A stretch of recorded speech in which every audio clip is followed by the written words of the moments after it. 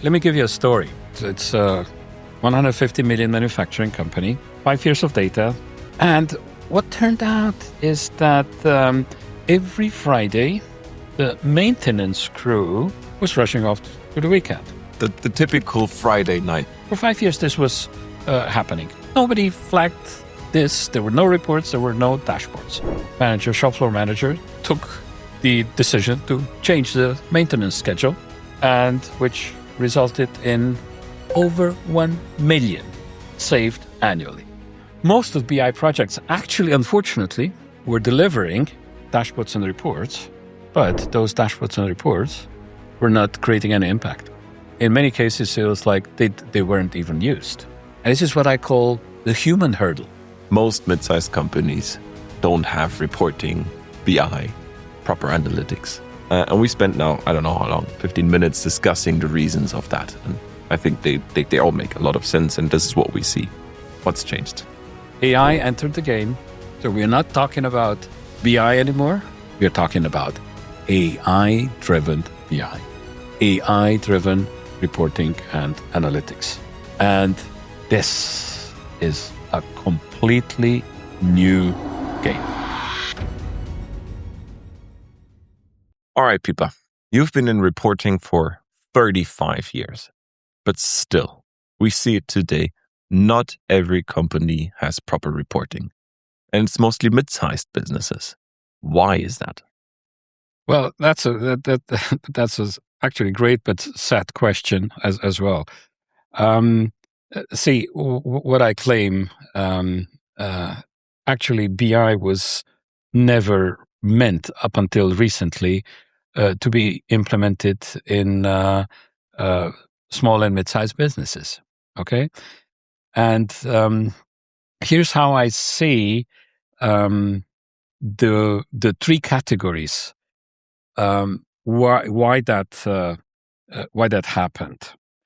Category number one, I would say 50 to 60%. I mean, I don't have any statistical data. That's my observation, but also talking to my colleagues, that's what we believe.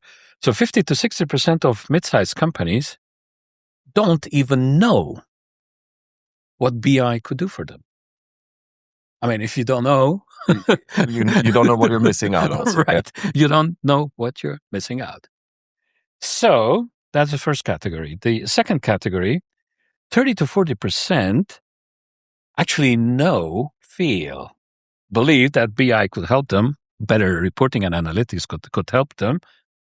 But they heard all kinds of stories. Yeah, it takes 6, 9, 12 months. It costs $500,000. And it's actually questionable whether you get some benefit from it. So for them, it's not really achievable, not reachable. Okay? And then 10% tried and got burned. Something went wrong. Okay? All right, let's try to break these groups up a little bit. So let's start with the bigger group. Let's say 60%. It's not, don't narrow us down to it, but it's kind of to have a feeling of it. So the most of them who didn't know the advantages of BI, or they don't know that BI can actually help them. Tell me about it. To me, obviously, it seems I don't understand it. Yeah, but we've got that. Okay, I mean, we are quite active in the area of manufacturing, of course, right? So let me give you a story. One of the things, right? So it's a 150 million manufacturing company.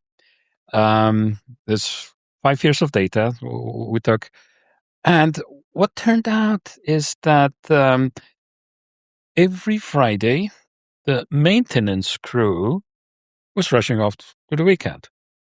Normal, right? The typical Friday night 5. Yeah. Right.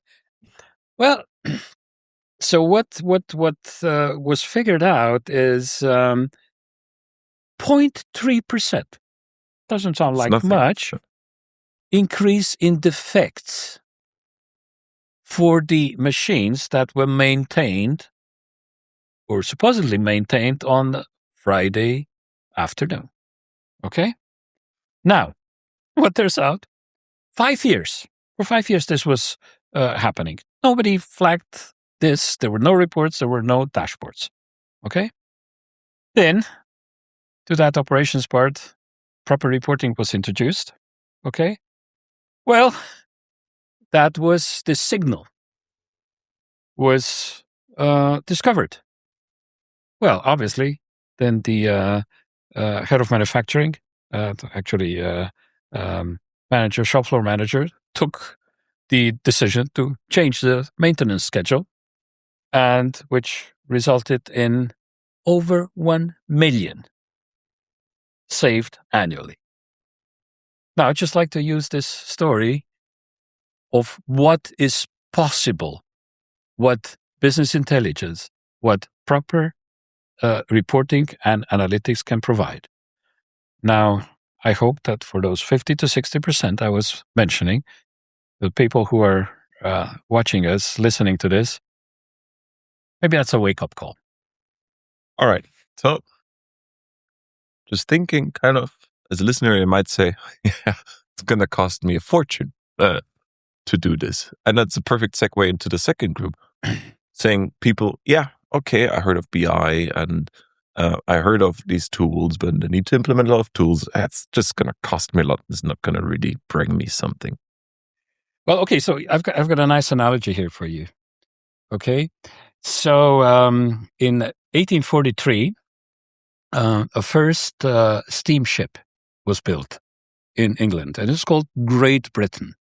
Okay, not at all, praising themselves. And at that point, that was the most advanced ship in the world. And so, what you could do for transatlantic journeys, right? Well, that was a revolution. But here's the problem. Okay, translated into today's cost, the cheapest room was $12,000. Wow. Okay, well, it still took 2 weeks from England to New York. Okay, and then there was this thing, first ship, new technology, right? First steamship. There's some dangers here. It ended well when it was the first, steamship traveling transatlantic and so on. It wasn't the first one, but those who didn't take those journeys were actually proven right by Titanic. Okay, now just compared to this to reporting and analytics to BI, right? So if it's going to take me 12 months, it's going to cost me $500,000. Okay. And what I hear, it's questionable whether I'm going to get results. Well, excuse me, would I bother with this? Okay. Yeah. Probably not. Okay.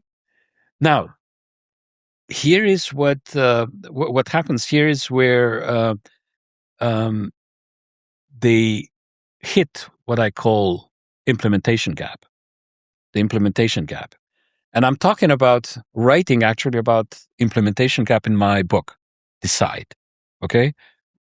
The people who watch this, they'll find the link to Decide book in the in the show notes. Now, so what is this implementation gap all about? First of all, one thing that I just mentioned, right? It's the economics that just didn't work. Okay? I told you.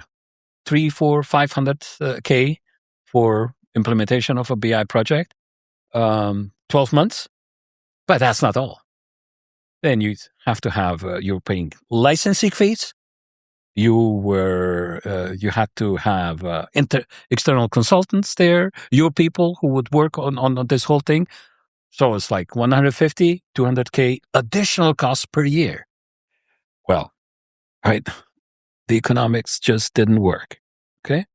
The second part of the implementation gap was most of BI projects actually, unfortunately, were delivering dashboards and reports, but those dashboards and reports were not creating any impact. In many cases, it was like they weren't even used.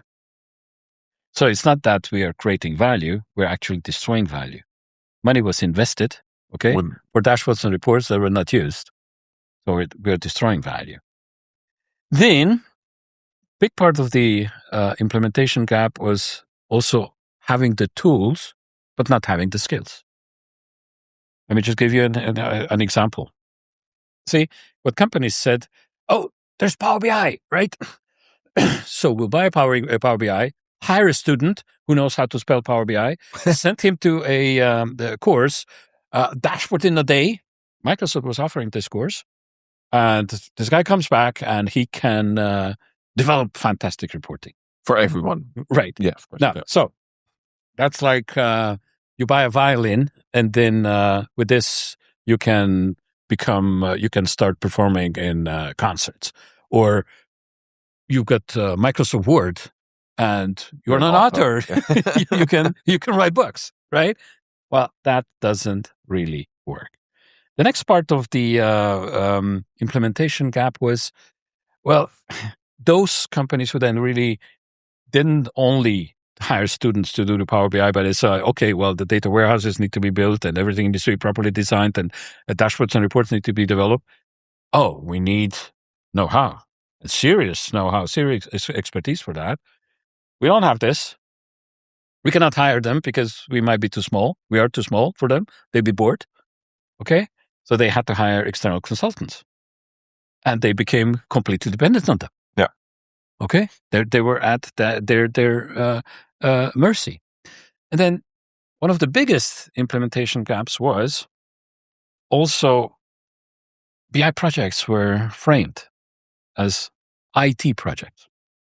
Of course, there's customization. Of course, there's some programming involved. Okay? But BI projects are actually business function projects, not IT projects, or not solely IT projects. And that's why this whole thing tanked. That's why for mid-sized companies, that was just not doable. Okay. So let's assume this is all worked technically and so on. And so people would have the budget and they understand the value of it. Let's dive into this last 10% because there still is a problem. Why? All right. So I mentioned that the 10% actually got burnt, right? So there are two reasons why they got burned. One was also because of the implementation gap, where projects went sideways. Projects just didn't deliver what companies actually needed. Okay, but in many cases, to defend us and also our colleagues, consultants and BI agencies, the projects actually delivered what they were asked for. They were technically very well implemented, okay? But still, dashboards and reports wouldn't work, weren't used. And this is what I call the human hurdle. This is where human hurdle kicks in. And I'm writing about this in my book, Decide, as well. I'm going to explain what that is. See, the dashboards and reports, what is their role? To help make decisions and take actions. How is this being achieved? By providing insights to the users, right? Now, there's a problem, or actually 3 levels of problems. First level of problem is when a person looking at this dashboard and report, okay, even if this dashboard and report provides insights, was well designed, well implemented, but if that person doesn't get these insights, because today they are tired, because they had a bad night, because they human. Right, okay, just because they're human, okay, maybe not experienced. They had a fight with their spouse last week, okay, they're in the divorce process, something like this. They just don't get the insight. What does that mean? All the work that was created and done properly, technically properly, still doesn't bring any results. Now, that's just the first level. The second level of human hurdle is, well, even if they get the insights, what's the purpose of these insights? Help them make decisions to take the actions. Well, maybe they don't know what to do. They see the insights, yeah, but they don't know what to do. Okay? Again, for the same purpose, it's human. Because they're human. But they're human. They're just human. Okay? Sick, not experienced, whatever. We had that. It's on a Friday, as we had. It's a Friday, before. right? They just go home, right, to watch the football. And, well, now assume they see this insights and they they actually know what to do. Okay? But that still doesn't mean that they do it. That's in the third level, right? Well, they see that they should be talking to one of their colleagues to change something, but it's 5 for 12. They go for lunch. And they think, oh, I'm going to write this email, or I'm going to pick up the phone and call that person after lunch. After lunch, they come, they forgot. They saw the insights, they knew what to do, they just didn't do it. Because they're human.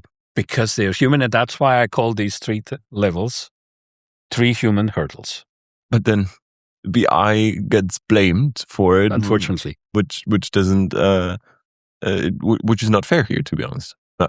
Well, nobody said life was fair. Okay, but what I hear, BI was then, never kind of built for mid-sized companies. If we dive into those levels, why was it not built for the 60%, what we had in the beginning? People who didn't know it was there. Well, see, the vendors providing the infrastructure tools and so on didn't really care about smaller companies. They were focusing on big enterprises because this is where big money was. They didn't even bother enlightening smaller companies as to what BI could do for them. Because, see, I mean, even the story I told you, right? At the first glance, it sounds like, yeah, fine, it's easy. Sounds very but logical. It's not. Yeah. But it's not. Okay? You really need to think about this. Okay? And so people were never really enlightened. Now, you're probably going to ask me for those 30%, right? Just answer, yeah. What happened here? Well, the economics, it just didn't work. It just didn't work, right? And for those who got burned, well, yeah, it was either the implementation gap or the human hurdle. Okay? And that's why traditional BI, traditional reporting and analytics was, up until recently, I was going to say. Up until recently, actually not on the radar of mid-sized companies. So, when we come back to my opening statement, most mid-sized companies don't have reporting, BI, proper analytics. And we spent now, I don't know how long, 15 minutes discussing the reasons of that. And I think they all make a lot of sense. And this is what we see. What's changed? Well, 2 things have changed. Radically. Well, one that most of the listeners maybe don't know about, but can read about this in my book, Decide. It's the methodology. It's the methodology how to approach implementation of BI use cases, how to do BI projects. In the implementation gap I was mentioning, one of the gaps was BI projects are just not delivering dashboards and reports that companies make really a need. Difference. Huh. Okay. Well, if you apply the right methodology, you can prevent that. That's one thing that has changed. And the second thing that is radically changed is AI enters the game. AI entered the game. So we're not talking about BI anymore. We're talking about AI-driven BI, AI-driven reporting and analytics. And this is a completely new game. So you spoke before about what was it, SS Great Britain? Right. In your book, you also have a kind of a different example to make sure or to kind of illustrate kind of change we're going through. Well, yeah, the counterexample to this is in 1958, Boeing came up with 707.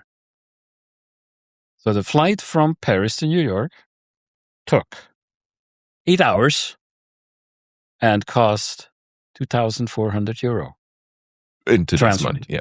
Around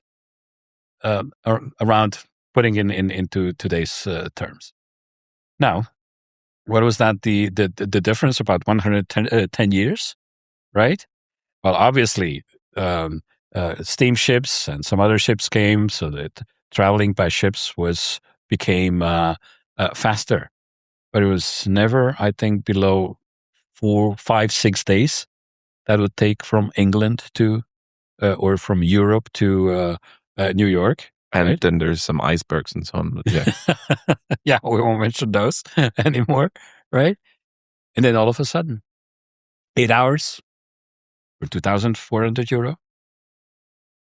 Well, see, that's something similar is happening now. This is how AI is changing the world of reporting and analytics, but not in 110 years, but it started a year ago. And it's continuing and ever increasing, not on yearly basis, not on monthly basis, but on weekly basis. So if someone listening to this video now says, yeah, okay, interesting, I now see potential in BI, or okay, great examples with the history, I see now it's financially viable for me, or yes, I was burned, but I got a motivational swing here. I want to start with it again. Someone felt touched here. What's the first step they should take after finishing this video? Well, okay. So first of all, you guys can follow us here on YouTube. We publish these videos on a weekly basis. Second, read my book, the Decide book. The link to the book is in the description. Okay. And third, for those who say, okay, let me really explore that. I'd like to understand what AI is really bringing in the game for my business. Let's have a game plan session, okay, in which we'll see, okay, this is where you stand today. This is how the economics have changed now for your business. This is how you can address human hurdle and work out a game plan, how you would get to a completely new level. So we're happy to help with the game plan session. And for it to be valuable in the game plan session, maybe already think about it. What is one decision you take on a regular basis? Is it pricing, purchasing, or customer segmentation or something? Kind of ask yourself, what would I need to make this decision with full confidence? And that's a starting point where it isn't about the technology, but it's about the decision. And I think then in the game plan session, we can help them very well to map that into actions and taking decisions. All right. So get the book a game plan session, or start with one decision. So we'll post a new video in a week. Subscribe. Follow us along. We're going to talk about a lot of data implications and how this has changed, how mid-sized companies can make sure to leverage analytics and reporting. So see you in the next video.